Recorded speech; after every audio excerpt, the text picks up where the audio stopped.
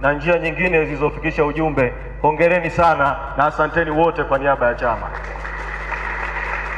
Na kwa niaba ya chama nishukuru vile vile wote ambao wamewezesha tukio hili kufikia hapa nilipofikia. Nitumie fursa hii kuwatakia heri vijana wote mlioko hapa na vijana wote wa Tanzania. Heri ya siku ya vijana kimataifa, International Youth Day. Hongereni sana na watakia heri sana. Mimi nina historia kidogo na siku hii. Ni kati ya siku ambazo huwa nina passion nazo sana. Mwaka 2002 nilikuwa kwenye harakati za vijana. Ni mmoja wa waasisi na nilikuwa katibu mkuu wa kwanza wa Tanzania Youth Vision Association, na nilikuwa mjumbe wa kamati ya utendaji ya Youth of United Nations Association, na nilikuwa mmoja wa waanzilishi wa Tanzania Student Networking Program TSNP.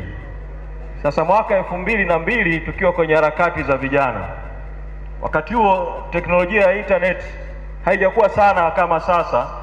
Wakati huo ukitaka kutumia internet unaenda kwenye internet cafe.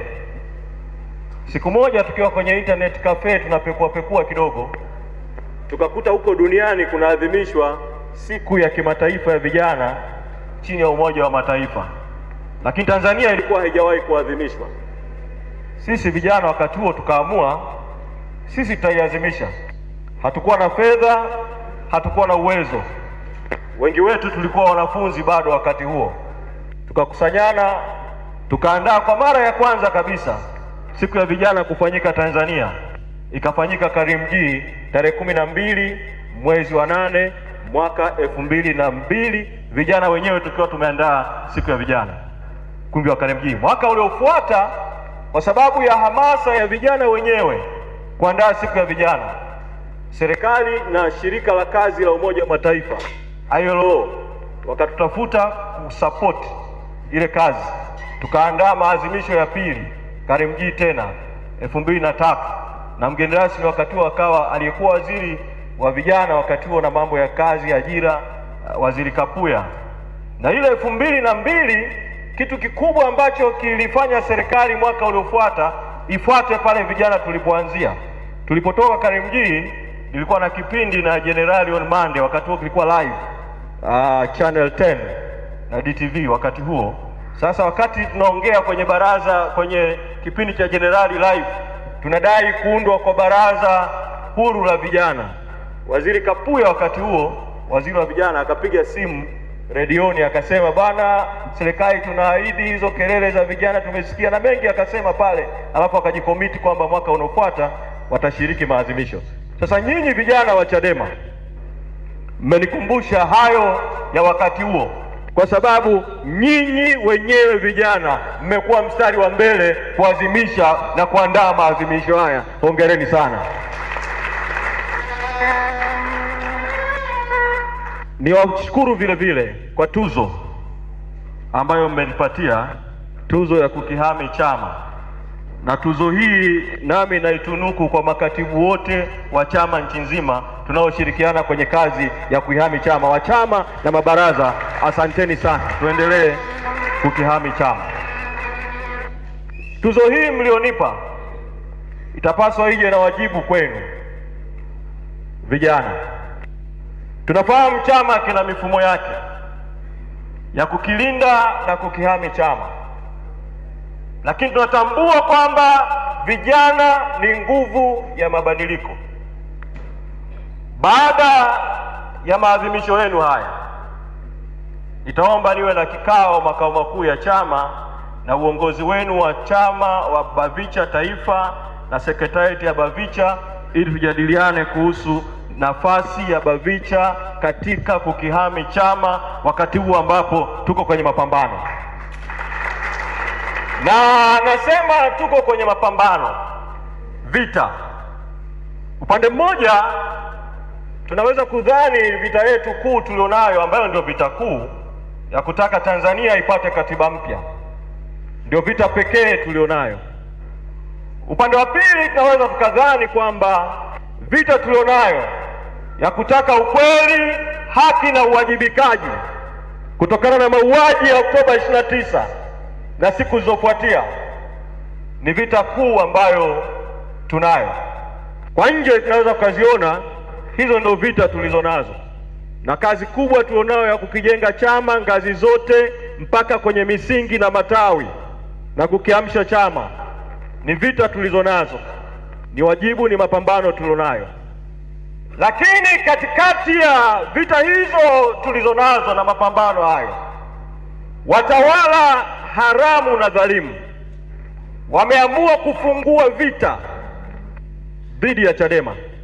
Mnavyozungumza na nyinyi, mwenyekiti Tundu Lissu bado yuko gerezani. Leo kesi yake ilikuwa iendelee, lakini upande wa jamhuri umeshindwa kupeleka shahidi kwa sababu kimsingi hawana ushahidi wowote wa maana dhidi ya madai yao ya uongo ya uhaini dhidi ya Tundu Lissu.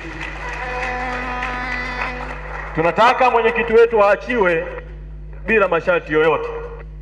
Lakini leo hii watawala kupitia mamluki wachache, leo kulikuwa na kesi hapa Mahakama Kuu Dodoma, ameshtakiwa katibu mkuu, ameshtakiwa bodi ya wadhamini, kesi nyingine mpya, ukiondoa ile kesi ya wale wasaliti wenye kesi Dar es Salaam, kesi ambayo ukiangalia katikati ya mstari inakwenda kulilenga baraza kuu la chama.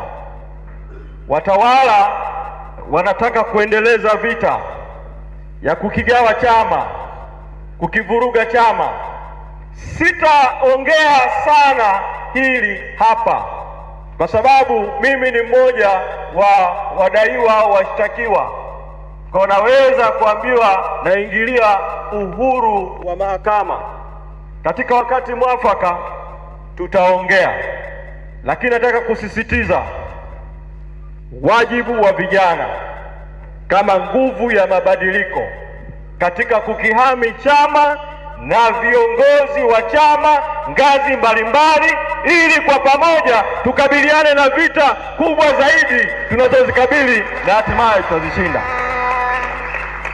Sasa katika hili la katiba mpya ambalo ndio hoja yetu kuu ambayo mmeamua nyinyi kuwa ndio ujumbe mkuu wa maadhimisho haya, kijana na katiba, vijana na katiba mpya, vijana na katiba bora.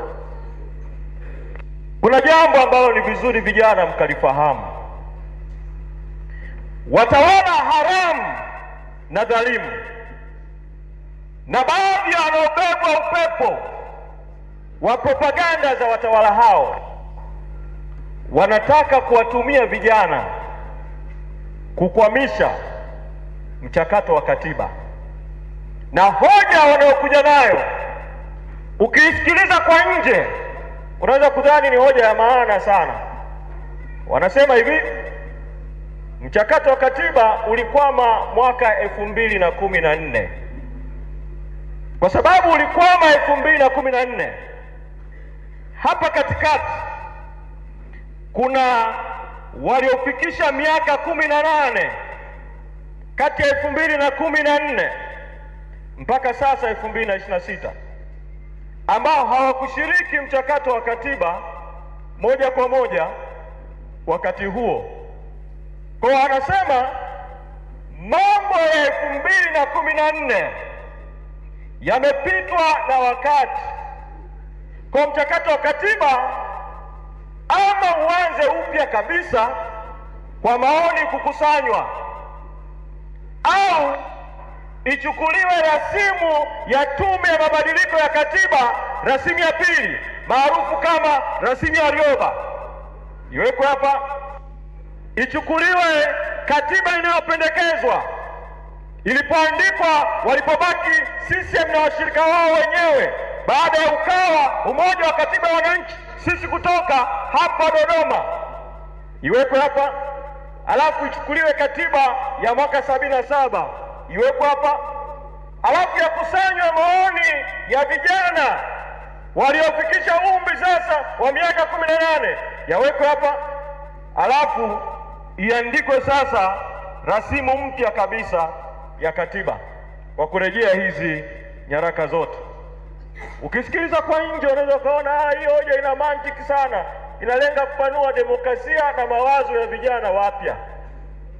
Nataka kuwaambia hoja hii inalenga mchakato wa katiba mpya usikamilike hata baada ya uchaguzi wa mwaka 2030, na nyinyi vijana ndio wanataka kuwatumia kama kete ili muingie mtego wao. Sasa nataka kusema hivi, bahati nzuri nimekuwepo kwenye mchakato wa katiba. Nimekuwepo kabla sijaingia kwenye siasa, kwa maana siasa za vyama, kwenye harakati huko za asasi za kiraia. Nimekuwepo baada ya kuingia kwenye chama, kabla ya kuingia bungeni. Nimekuwepo kwenye bunge wakati sheria ya mabadiliko ya katiba inaletwa kama muswada, na in fact kabla ya rais hajatoa hotuba Disemba 2010 kusema mwakani tutaanza mchakato wa katiba. Wakati huo nikiwa mbunge mdogo sana wa Ubungo, nilikuwa mbunge wa kwanza kupeleka notisi ya hoja bungeni kwamba Tanzania inabidi tuingie kwenye mchakato wa katiba na tutumie utaratibu huu. Rais baadaye akaja kutoa hotuba na serikali ikaleta muswada, na baada ya serikali kuleta muswada, hoja binafsi niliyopeleka wakati huo ikawekwa pembeni. Nimekuwepo kwenye bunge maalum la katiba. Mchakato wa tume ya Warioba ulikusanya maoni, si maoni ya wazee.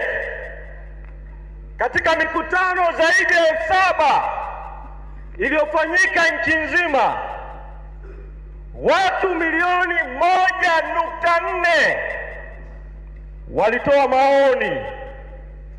Wengi wao wakati wa mikutano hiyo ya katiba wakiwa vijana, wenye umri wa vijana wakati huo, walitoa maoni. Warioba na timu yake wakatengeneza rasimu iliyokuwa imezingatia maoni ya vijana, maoni ya wazee, maoni ya makundi mbalimbali. Rasimu ikawekwa mezani, na sio rasimu tu. Mimi wakati namaliza bunge maalum niliondoka Dodoma hapa na karibu rekodi zote nilizokabidhiwa kwenye bunge maalum, si randama ya maoni mbalimbali, vitabu vya maoni ya taasisi mbalimbali, vitabu vyote vile huwa navipitia, maoni yaliyotolewa kwenye mabaraza ya katiba kwenye kila wilaya. Wananchi walitoa maoni, rasimu ikawekwa. Sasa kilichopaswa kufanyika kwenye bunge maalum ni nini? Ilikuwa manake rasimu ya Warioba si kwamba ndio imetibu matatizo yote au ina ubora wote kabisa, ndio maana ikaitwa rasimu. Sasa ilipaswa kufanyike bunge maalum ipime kuangalia, je, maoni ya wananchi yamezingatiwa? Maoni gani ya nyongeza yaongezwe? Bahati mbaya sana, kabla hatujaingia kwenye bunge maalum hapa Dodoma, CCM ikakaa kikao cha halmashauri kuu ya CCM ikafanya kama ilivyofanya mwaka 92 baada ya kupokea ripoti ya tume ya Nyalali. CCM ilikaa mkutano mkuu wa CCM ikakataa katiba mpya hivyo hivyo. Wakakaa halmashauri kuu ya CCM wakasema, weka pembeni kimsingi maoni ya wananchi, rudisha madaraka ya rais, ondoa muundo wa muungano wa shirikisho na serikali tatu, rudisha muungano ule uliopo, ondoa uhuru wa bunge, ondoa uhuru wa mahakama. Wakaanza kuchakachua maoni vipengele kwa vipengele, ndio ikazalishwa hii katiba inayopendekezwa. Uamuzi wa CCM wa kutaka kuturudisha nyuma, kukusanya maoni upya, wanatafuta mianya ya kuchelewesha mchakato.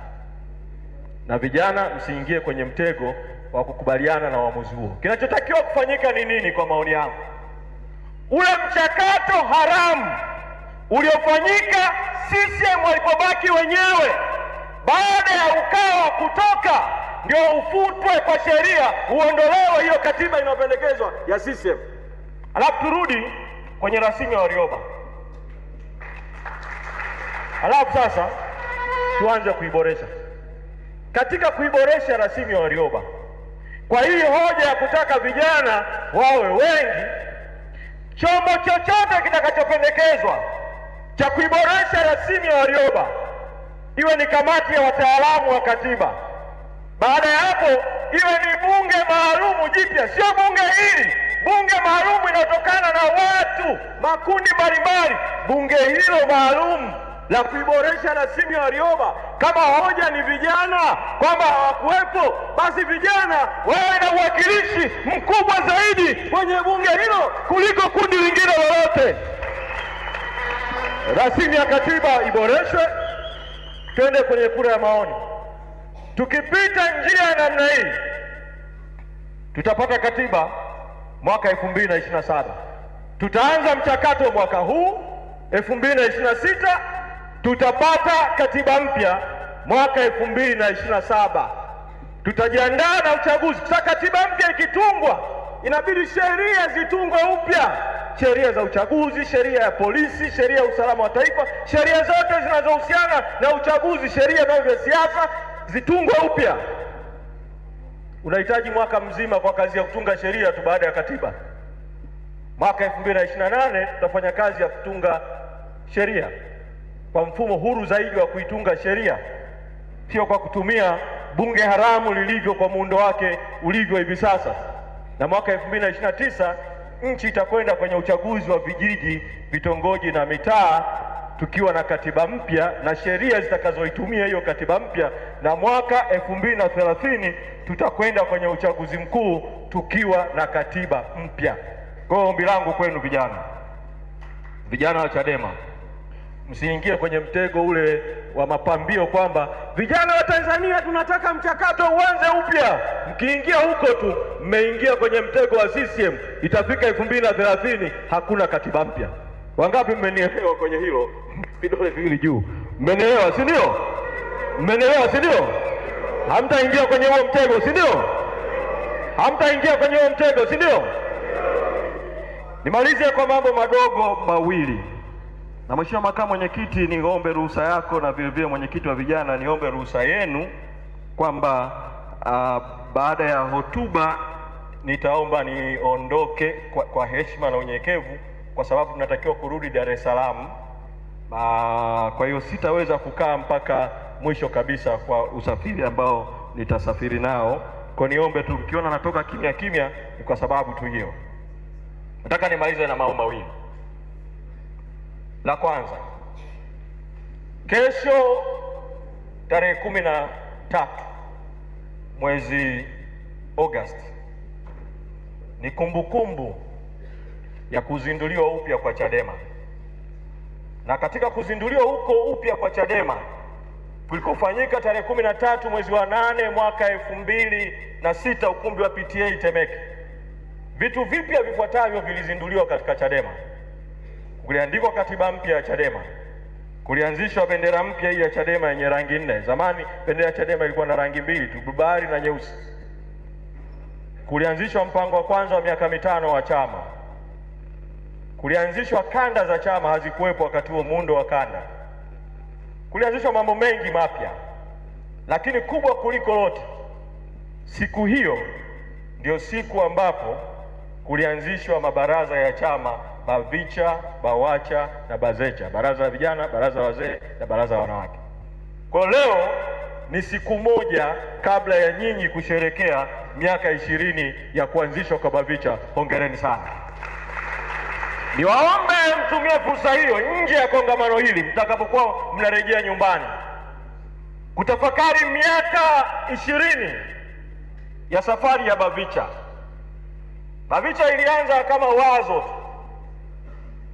2003, nilikuwa kwenye kongamano la kupitia sera za Chadema. Wakati huo nikiwa sio mwanachama wa Chadema, niko kwenye harakati za vijana.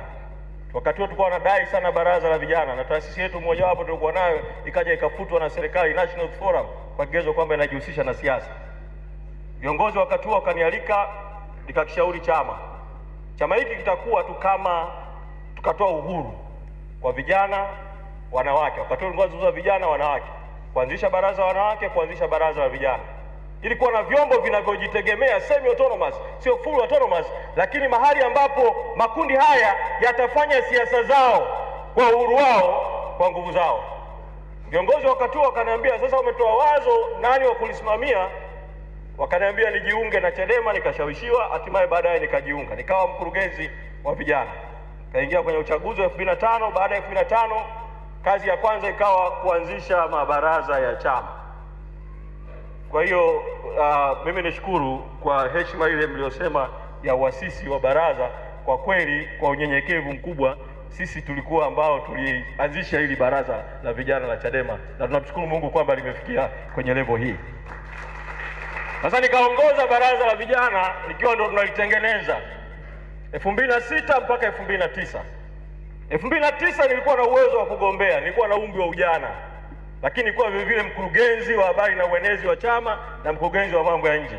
Nikasema kwa level ambayo niliyoko sasa hivi, nikienda kushindana na vijana wenzangu, itakuwa ile lengo la kuanzisha baraza halitimii. Nikasema sigombei.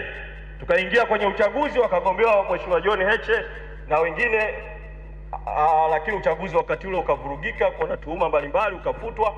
Ikabidi niendelee kuongoza tena baraza la vijana. Mheshimiwa Sharifa, nyinyi mliingia 2011. 2011 sababu 2009 ulivurugika pale. Kwa hiyo kuanzia 2006 mpaka 2011 tulazimika kuongoza baraza la vijana. Kuna mambo kidogo pale tuliyafanya, ikiwemo ya kuingiza siasa kwenye vyuo vikuu, siasa za Chadema, tawi la Mlimani pale, tawi la Sauti, tukakutana na John Heche na wakati wetu kwenda na marehemu Chacha Wangwe na Freeman Mbowe 2007, matawi ya SUA na kadhalika. Mimi ambacho nasema, nyinyi mlioko hapa mnakiona hiki chama kimekuwa kikubwa sana, kwa sababu wazo lilianzia mahali fulani. Nyinyi mmekifikisha hapa kwenye ukubwa huu, hongereni sana. Sasa mna wajibu wa kuongoza,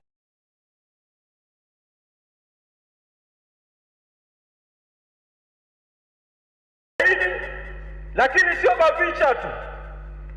Msiishie kufikiri kuhusu BAVICHA, kukifikisha chama mbele na mbali zaidi kwenye kuongoza nchi, mnao wajibu. Mwaka 2003 wakati nateuliwa kwa sirisiri, bado nikiwa kwenye sekta nyingine kuwa mkurugenzi wa vijana, mtu asingewaza kwamba kuna siku ningekuwa katibu mkuu wa chama, lakini nianzia kama mkurugenzi wa vijana.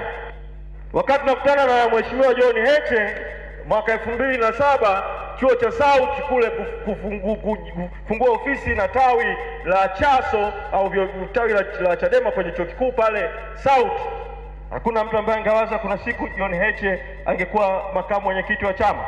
Kwa humu mnavyo vipaji na vipawa. Ninachowaambia tu, ushauri wangu, kama una ndoto na maono, usikate tamaa na usikatishwe tamaa. 2001 mimi nilikuja hapa Dodoma kwa taasisi hiyo iliyofutwa National Youth Forum. Nikatakiwa kutoa mada kwa wabunge inaitwa Towards a More Functional Education in Tanzania. Nikaitoa mada. Ndani ya darasa nililokuwa natoa mada alikuwepo Mheshimiwa Jakaya Mrisho Kikwete. Nasema mheshimiwa, wakati huo alikuwa waziri wa mambo ya nje na wabunge wengine. Tukatoa mada hapa, tukabishana sana kuhusu hoja niliyozungumza kuhusu wanavyoua siasa vyuoni kwa sababu na shuleni kwa sababu ya mauaji ya Michael Sikupia kule Mbeya aliyekuwa mwanafunzi wa sekondari, lakini tukakubaliana kuhusu dhana ya education fund na mambo kama hayo kwenye hiyo mada.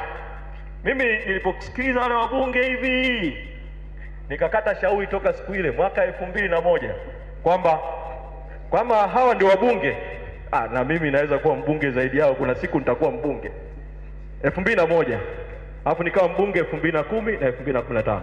Kwa na nyinyi, yoyote yule mwenye ndoto, tuipambanie ndoto ya pamoja ya katiba mpya, katiba bora, lakini pambania ndoto yako mpaka kieleweke, kwa sababu vijana ni nguvu ya mabadiliko. Vijana, tusimame niwaage kwa salamu yetu ya nguvu ya mabadiliko.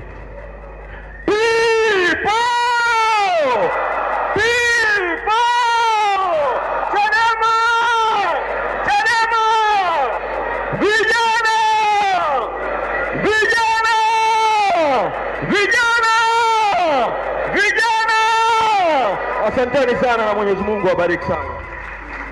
Mwenyekiti wa vijana, sasa itifaki ni ya kwako.